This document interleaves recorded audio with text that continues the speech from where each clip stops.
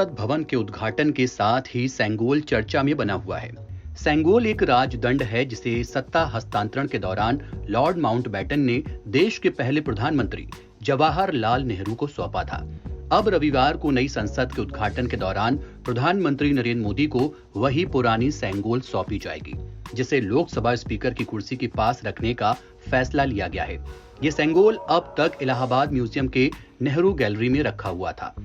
तो आखिर ये सेंगोल कैसे सामने आया और क्यों चर्चा में है, और कैसे प्रधानमंत्री को यह ख्याल आया कि ये सेंगोल नई संसद भवन में रखा जाए? तो आइए आपको बताते हैं। दरअसल प्रधानमंत्री कार्यालय को 2 साल पहले लिखी गई एक चिट्ठी के बाद सेंगोल की तलाश शुरू हुई थी। एक खत जानी मानी क्लासिकल डांसर पद्मा सुब्रमण्यम ने लिखा। डॉक्टर पद्मा ने उस खत को लिखने के पीछे के कारण और तमिल संस्कृति में सेंगोल के महत्व के बारे में बताया था। पद्मा सुब्रमण्यम ने चिट्ठी में तमिल मैगजीन तुगलक में छपे एक लेख का जिक्र किया था। इस लेख में उस समारोह के बारे में बताया गया था जब 1947 में भारत के पहले प्रधानमंत्री जवाहरलाल नेहरू को सेंगोल सौंपा गया था। एक टीवी न्यूज चैनल से बातचीत में पद्मा ने इस बात का खुलासा किया। पद्मा बताती हैं कि वो लेख इस बारे में था कि कैसे चंद्रशेखरेंद्र सरस्वती ने अपने शिष्य डॉक्टर सुब्रमण्यम को सेंगोल के बारे में बताया, जिन्होंने इसके बारे में अपनी किताब में लिखा था।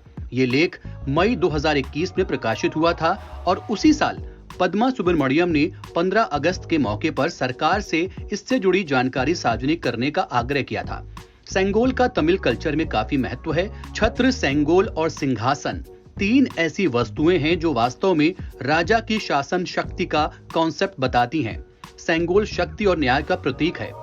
यह 1000 साल पहले खोज में मिली चीज नहीं है। इसके बारे में तमिल महाकाव्य में भी उल्लेख मिलता है। सेंगोल की ताजा स्थिति के बारे में जानना दिलचस्प था। मैगजीन के आर्टिकल में कहा गया था कि सेंगोल आनंद भवन में मौजूद है, जो नेहरू परिवार का पैतृक निवास है। ये वहां कैसे गया और नेहरू सेंगोल के बीच क्या संबंध था, ये भी जानना दिलचस्प था। यहीं से संस्कृति मंत्रालय ने इस ऐतिहासिक सेंगोल और इसके इतिहास के बारे में खोजबीन शुरू की।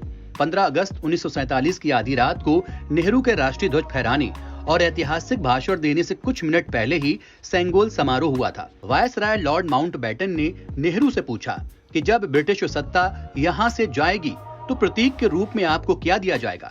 नेहरू ने इसके लिए राजगोपालचारी की मदद मांगी थी। वो नेहरू की अंतरिम सरकार में मंत्री रह चुके थे।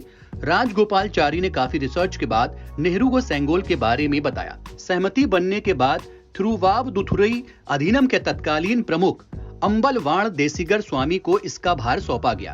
ये देश के सबसे पुराने शैव मठों में से एक है। जैसे ही माउंटबेटन ने सत्ता हस्तांतरण के साथ ये सेंगोल पंडित नेहरू को सौंपा, पूरा हॉल तालियों की गड़गड़ाहट से गूंज उठा। तमिलनाडु से आए पुजारियों ने सेंगोल पर पवित्र जल छिड़का और श्लोक गायन के साथ इसका स्वागत किया।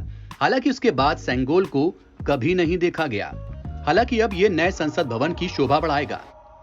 Video desk, NBT online.